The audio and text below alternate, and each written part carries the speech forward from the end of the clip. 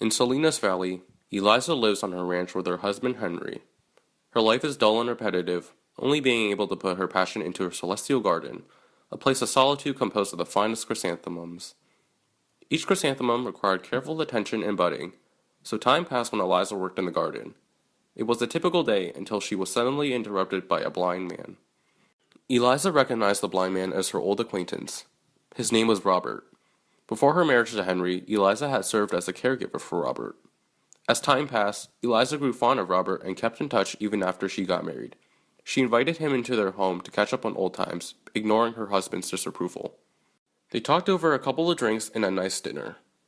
Time passed as they enjoyed themselves. Before they knew it, the night was upon them.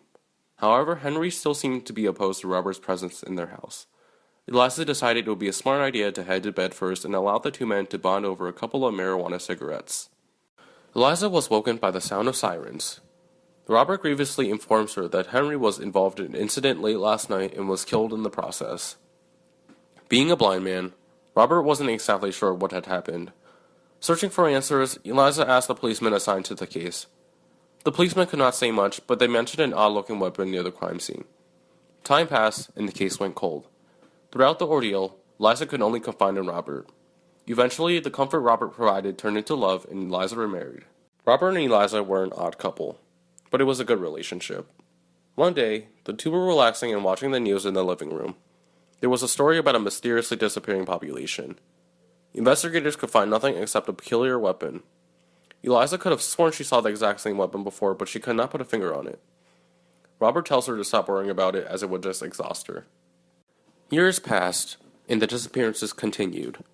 But Eliza thought nothing of it until Robert came down with malaria. On Robert's deathbed, he revealed himself as an alien. And not just any alien, but the leader of the aliens responsible for the disappearances and the death of her ex-husband. Robert knew he would soon die, so he decided to appoint Eliza the leader.